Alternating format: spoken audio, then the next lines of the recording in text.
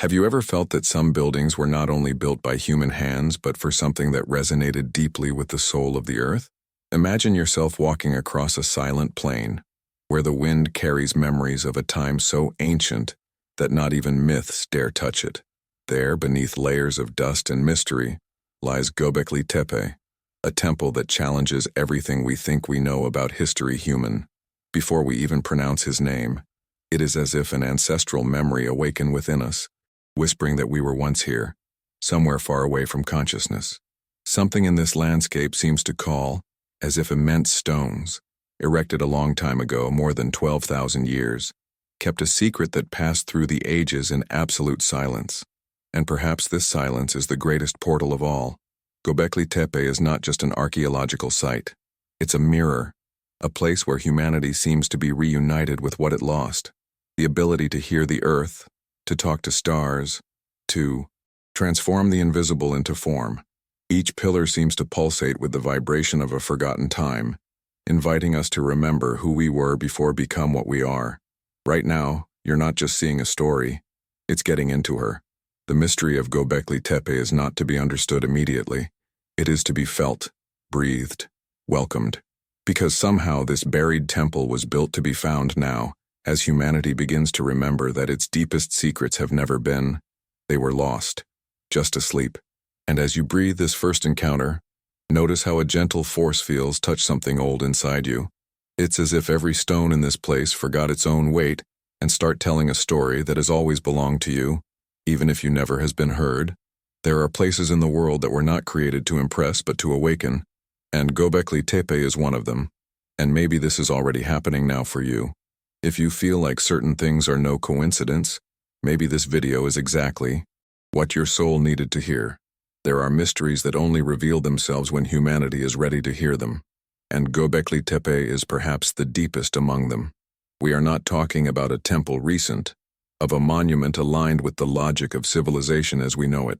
We are talking about something so old that predates writing, agriculture, the very idea of villages permanent, a place built when the world was still emerging from the last ice age, and human beings walked like nomads, under clearer skies than those we know today.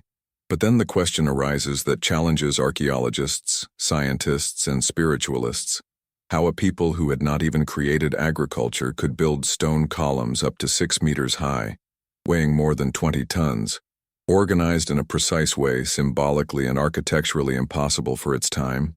Göbekli Tepe doesn't just shift dates, he dismantles entire narratives. Because if these people were nomads, without advanced tools, without systems of organization complex, how could they execute something that, even today, would require planning, calculations, logistics, and sophisticated engineering? There are modern civilizations that would face difficulties in moving a single one of these stones. And yet, a humanity ancestor did this not once but dozens of times, creating entire circles of megaliths adorned with sculptures, animals, symbols, codes that seem more messages than mere engravings. This is where something inside us begins to worry, because science looks at these structures and says, that shouldn't exist. And the soul silently responds, but exists. Göbekli Tepe is the first turning point. It's as if the earth had left a signature recorded thousands of years before history, indicating that there was a consciousness, a purpose, an intention that went beyond the logic of survival. 1. A temple of this magnitude is not born by chance. It is born from a calling that brought together people who still didn't even plant grains, but who came together to build a spiritual portal that would survive millennia. And then you begin to realize something even more disconcerting. This temple was not just built, he was buried intentionally, layers and layers of earth carefully compacted to preserve its structures, as if those who created it knew that this knowledge needed to sleep until the awakening time. It's like a letter sent through 1,000 generations, a letter written in stone, a letter sent to you. When looking at these pillars, we see figures of foxes, snakes, vultures, lions, no as adornment, but as symbolic languages that touch something within the human psyche, as if they were part of a spiritual vocabulary too old to be remembered, but impossible to forget completely. Göbekli Tepe Us. It forces us to admit, Someone knew something that we forgot. And maybe let this be the great initial revelation. Humanity did not begin where we believed. She woke up before, learned before, dreamed before, and left traces so that one day we could remember. And now that you've started to hear these first layers, the inevitable question arises to the horizon. If this is just the beginning, what else is hidden beneath these stones that defy all modern logic? To understand Göbekli Tepe, we need to look beyond the dust of time and face that which modern science tries to explain, but still cannot fully touch, the impossible engineering of these megaliths. When you look at those columns in T-shape, perfectly erected, adjusted as if they were parts of a clock millennial, the first question that echoes is simple and deeply disturbing. How? These structures were not just carved, were polished, aligned, transported and arranged in geometric circles that would require advanced calculations, deep cooperation, and a level of knowledge that should not even have existed at that time. The distance between the quarries and the temple site indicate that tons of stone were moved for long routes, no wheels, no pack animals, no metal tools. To carry out such feat, it would require organization, techniques, and strength that completely contradict the model of primitive tribes that we were taught at school. And yet, there are the columns, undisputed, silent, impossible. Some archaeologists propose that hundreds of people worked together for years, but this explanation does not answer the central mystery, how a people who had barely began to domesticate plants possessed engineering techniques comparable to those first structured civilizations. It's like someone turned on a light before at the right time, driving a sudden leap in human capacity. And when we get closer to the pillars, we notice something even more surprising. The art. The reliefs were not carved in a rudimentary way. These are deep details, full of precision, symmetry, and spiritual intention. Animals emerge from the rocks as if we're alive, represented with a mastery that would require sharp tools, specialized coordination, and a highly developed aesthetic eye. Nothing about this engineering is haphazard. Each pillar points in a specific direction. Each circle appears to fulfill a function energy. Each symbol carries the mark of a cosmological knowledge that, somehow it blossomed there before it blossomed anywhere else. It's almost as if those people dominated not just the stone, but the silence itself, of Earth. And there is something even more enigmatic. These pillars form portals, not metaphors, but real structures that, when observed in the light of dawn and dusk, align with specific stars. The entire temple appears to have been built for dialogue with the sky, as if each stone were part of a large ancestral map. Therefore, researchers wonder, were these columns just supports? Or were they spiritual antennas, instruments of connection, points of convergence between worlds visible and invisible? Göbekli Tepe was not just built, it was designed with purpose.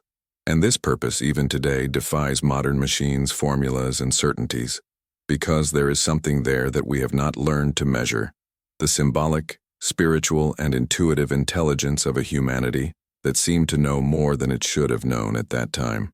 And perhaps that is why, when facing these immense structures, an inevitable question passes through us like an ancient whisper. Who taught these people to master stone like writing poetry? If the pillars of Göbekli Tepe reveal an impossible mastery of stone, it is in the purpose ritualistic of this buried temple that we find the deepest layer of its enigma, because when walking among those ancestral circles, we soon realized that nothing there it was made to shelter. Everything was made to transform. Göbekli Tepe is not a shelter. It is an altar. It is not a functional construction. It is a spiritual experience condensed into stone, light, and silence. Imagine a group of prehistoric men and women approaching this space sacred. They didn't come to sleep nor to protect themselves. Everything indicates that they were coming to be transformed. The central pillars, always two, always huge, look like figures in front of which the human stood to remember that there was something greater than himself same, something that couldn't be named but could be felt, like a wind that it passes through the soul before touching the body. Each circle is like a spiritual womb, a portal where symbols rise to mirror the human unconscious, snakes representing the energy that awakens, foxes like guardians between worlds, vultures symbolizing transition, death and rebirth, and shapes that look like eyes, portals, and paths. The iconography is not random aura. She speaks the language of dreams, archetypes, universal forces that Carl Jung would say inhabit the unconscious collective of humanity. It was as if those ancient builders understood the soul with a depth that we are only beginning to rediscover today. And the most impressive thing is the silence. Not an empty silence, but a ritual silence. Everything in that architecture seems to have been created to amplify human sensitivity. The shape circular that echoes sounds, the pillars that function as natural antennas, the level floor which forces the body to pay attention, the open sky that transformed each ritual into direct dialogue with the stars. There, spirituality was not a concept. It was a sensory experience complete. Göbekli Tepe may have been an initiation site, a space where individuals passed through rites of passage, faced their own fears, left behind their old identities, and were reborn connected to a greater purpose. That's why we find so many representations of animals linked to metamorphosis and transition. That's why the central pillars, they look like stylized human figures. Arms, belts, hands. It's like they were ancestors' archetypal elements guiding each pilgrim on their internal journey. And then a question arises that deeply troubles the modern mind. Why would a wood people so ancient bury such a monumental temple? Some archaeologists suggest that the place has lost its function. Others say it was abandoned. But spiritually, everything this sounds incomplete. Because burying is a symbolic gesture, a conscious act of saving, to protect, to give back to the earth something that belongs to her, until humanity, I was ready to meet again. Perhaps Göbekli Tepe was buried to preserve a spiritual memory, that I needed to sleep. Perhaps its builders sensed that much later someone, maybe you, would come back to hear what those stones still have to say. And when contemplating this silent sacredness, an inevitable question arises within the heart. What exactly were they trying to make us remember? For many researchers, Göbekli Tepe is not just a fascinating archaeological site. It is a point of friction, almost a conceptual thorn in the body of modern science. Because when trying to fit this temple into our traditional timelines, everything, it starts to crumble like sand in your hands. And it is precisely in this discomfort that truth begins to emerge. Science is not just baffled, it is being challenged at its foundations. Göbekli Tepe should not exist on the date it does. When scholars analyzed the carbon from the layers that covered the temple, they expected to find something 5,000 or 6,000 years ago, like the first cities in Mesopotamia. But the result was so absurd that, initially, there were those who believed that the equipment was broken. O temple was more than 12,000 years old. It was older than agriculture, older than ceramics, older than any structured form of society. And then the central paradox arises. How can such a sophisticated temple predate the cultures that are supposed to create it? Science tries to explain it by saying that nomadic human beings could have come together to create monumental structures before sedentarization. But the explanation immediately stumbles. First step, building something of this magnitude requires food for workers, planning, logistics, advanced tools, and organized leadership. It's a package complete. It is not possible to have advanced engineering without first having an advanced society. And yet that's exactly what happened. Archaeologists are divided. Some try to fit Göbekli Tepe into the traditional model, adjusting the narratives like someone pulling on clothes that no longer fit. Others recognize that there is something deeply wrong with what we believe about the beginning of humanity, but they are afraid to say it openly. Why admit that there was a sudden burst of knowledge is to open up space for questions that science fears to hear. And then comes another blow. Göbekli Tepe is not an isolated temple. Smaller sites, similar structures, and signs of equally ancient cultures begin to emerge over time. Around, like pieces of a puzzle that had been buried for millennia. The feeling is that there is a history before history, and it is beginning to emerge layer per layer. The discomfort increases when we realize that the temple was buried in the intentional. And that's not an opinion. It's physical evidence. Ordered layers, compacted earth, planned filling. The question is, why? Why would anyone hide the biggest temple of the ancient world? Why preserve the impossible? Some scientists suggest protection against invasions. Others say it was ritual, but no one explains. Why bury something so monumental instead of simply abandon him? Science observes, measures, catalogs, but in this case, it seems that the answers escape between formulas and hypotheses. And there is still one point that is deeply disturbing: the total absence of tools. We didn't find metal chisels, we didn't find wheels, we didn't find systems that explain how everything was built. It's as if the builders used something that we can't track, or something we no longer have. All of this leads to a question that science tries to avoid but that insists on pulsing. What if humanity had already awakened before, and then forgotten? When we look at Göbekli Tepe, we are not just looking at an ancient temple, we are facing a kind of silent earthquake in the timeline of humanity. Because when dating this monument to more than 12,000 years old, something broke. An entire narrative built over centuries simply stopped being sustained. A classical chronology, the one we learn from books and which structures the modern view of human history, melts before these stones. It's no exaggeration. Göbekli Tepe is the point where the clock of civilization loses its time. According to the traditional version, human development follows a linear and gradual, first hunter-gatherers, then agriculture, only then villages, temples, writing, astronomy, and complex societies. But here's the problem. Göbekli Tepe came into being before all this. It predates agriculture, but demonstrates social organization, precedes writing, but reveals elaborate symbolism, precedes cities, but requires urban skills, predates formal engineering, but proves advanced planning. It's as if someone has flipped the script on humanity, and when a timeline reverses, something must have happened. Or what we think knowing about the past is wrong, or a fundamental part of that history is simply wrong.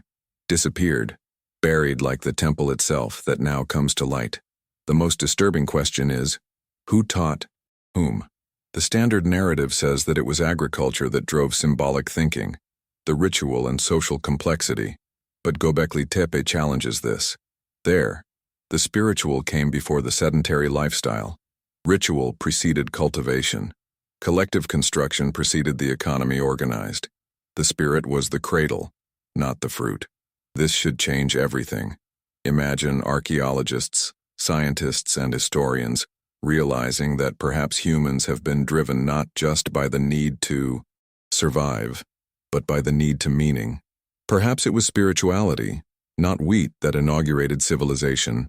Something inside the human soul ignited before we lit stable stoves or build permanent houses. And this raises an even bolder possibility. Whoever erected Göbekli Tepe may have been heir to previous knowledge that was not preserved in cities, because perhaps cities came later, knowledge transmitted like a flame, from group to group, from guardian to guardian, until finally it is carved into the stone before disappearing again. It is as if humanity has gone through cycles. Civilizations that flourish, disappear, leave traces that we refuse to recognize because they do not fit into our academic calendars. Göbekli Tepe is the clearest of these tracks, a fragment of something bigger, older, deeper than we imagine.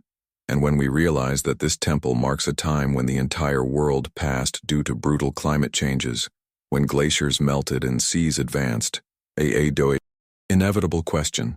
Could it be that the builders of Göbekli Tepe were survivors of something much bigger? Something that forced humanity to start over, but left here a reminder, a landmark, a lighthouse, so that one day we could remember? And it is precisely at this point that the past begins to pulse with a new brightness, as if was calling us back to our origins. When we contemplate Göbekli Tepe not just as a ruin, but as a symbol, we realize that it belongs to a much larger network, a spiritual tapestry that crosses continents, myths, and eras. It's as if this temple was a seed planted in the heart of humanity, germinating in different cultures under different forms, but always carrying the same call, remembering who we are.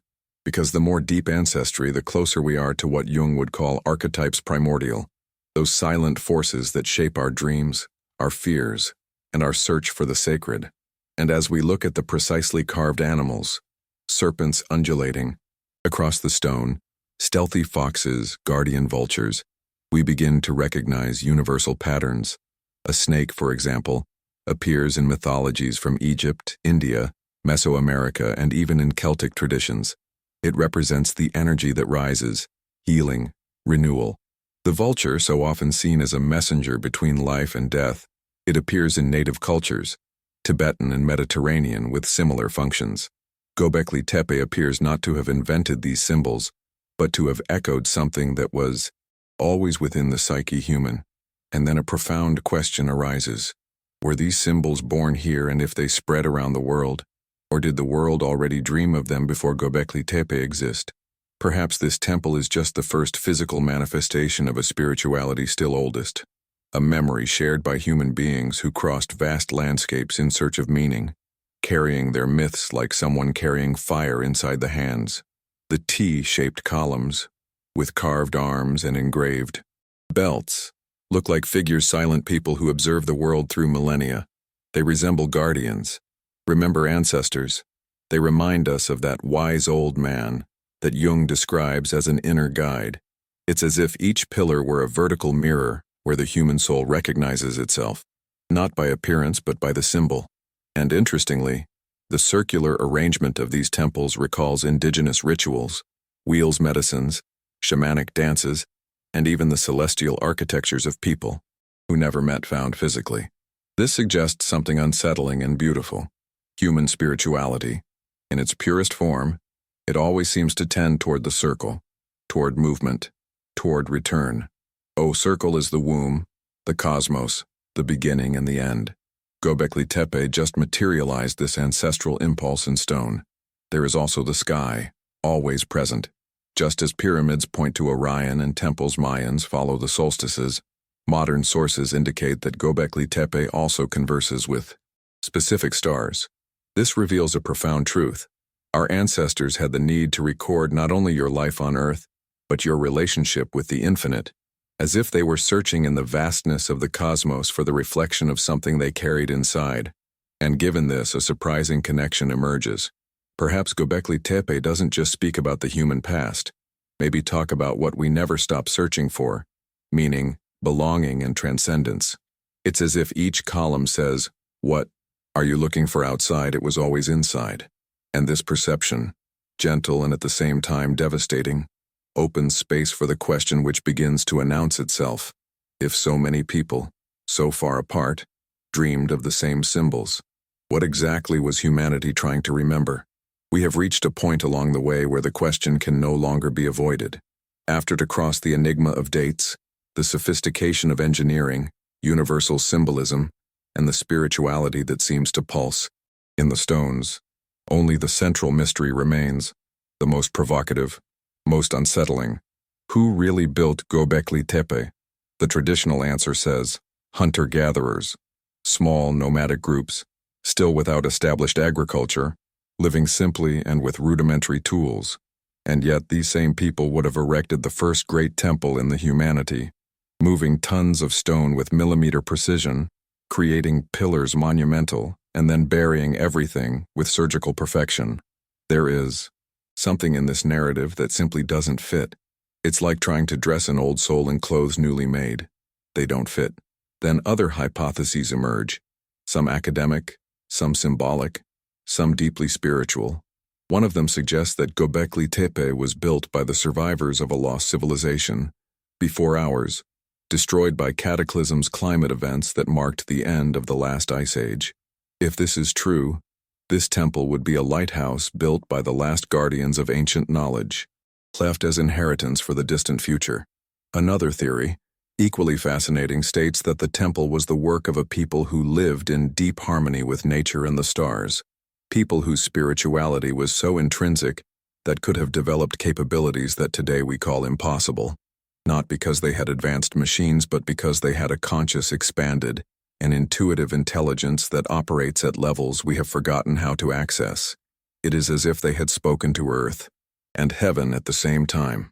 A third, more poetic and equally plausible view suggests that Göbekli Tepe was not work of a specific people, but of a collective calling, such a spiritual impulse powerful that united distant tribes, bringing people together in a work that transcended their own lives, a construction that did not seek utility, but transcendence. Regardless of the theory, there is something that cannot be ignored. Göbekli Tepe guards an intention. Nothing there is by chance. Nothing there is improvised. Every symbol, every circle, each pillar seems to respond to an invisible logic, as if someone or something had guided the process. And this is where your soul may feel something awakening, because deep down, this question is not just historical, it's personal, it's spiritual. Because when trying to find out who built Göbekli Tepe, we ended up asking ourselves, who were we before we were who we are today? Perhaps this temple was left as a mirror, a reminder that the humanity has already been deeper, more connected, more aware of what we believe. And before we go to the last block, allow me to make a gentle invitation, but profoundly important. If something inside you is awakening, stay until the end. The answer may be here. There are moments in the human journey when the past stops being just history and becomes a calling. Göbekli Tepe is exactly that. Not a lost monument, but a living memory. An ancient echo that has traveled 12,000 years to reach you now. And maybe this is the point where everything comes together. Not because we found answers, but because we finally accept that some questions exist to transform us. When you look at those immense pillars emerging from the earth, you realize that they were made just to be seen. They were made to be felt, as if each one carried a fragment of something that humanity has lost over the centuries. The ability to perceive the invisible, to listen to silence, to feel the presence of the sacred in the air itself. Göbekli Tepe is a reminder that the human soul has always sought the eternal. Before there were houses, there were symbols. Before there were cities, there were circles sacred. Before there were books, there was stone, engraved with intention so profound that crossed entire civilizations without losing strength. It's as if our ancestors had said, when you forget who you are, look here. And here we are, thousands of years later, returning to the same place, playing the same stone, breathing the same wind, not to understand everything rationally, but to allow something awaken within us. Because perhaps the greatest revelation is not archaeological. Be human. Perhaps the greatest discovery is that we have a spiritual memory that never disappeared, just fell asleep under layers of rush, modernity, and oblivion. Throughout these blocks, you walked through the enigma of dates, the precision of megaliths, symbols that cross cultures, engineering that defies logic, modern culture, and the questions that echo through time. And now, here, in front of the closing, only one truth remains. Göbekli Tepe is not trying to tell us what passed. It's trying to remind us of the future, a future in which science and spirituality are not opposites but complementary, in which humanity understands that its origin is not just physical, but deeply symbolic, in which we realize that our ancestors were not primitive, but had a quality of consciousness that we are still trying to recover. A future where we return to build not just with stone and technique, but with intention, soul, and purpose. And maybe that's why this temple was buried, so that it could be rediscovered in moment when humanity was ready to look within itself again, ready to admit that mystery is not an obstacle, it is a path, ready to feel that we do not walk alone, but accompanied by the memories of everyone who came before. If any part of this video touched you, even gently, like a breeze that it passes and leaves the air different, that's the beginning. If this message touched something for you, subscribe and follow us. Your soul can be remembering the path. And now, as the journey comes to an end, I leave you with one last question, a question that belongs to you and you alone. What if what we call the beginning is nothing less than the echo of something that is still, are we about to awaken?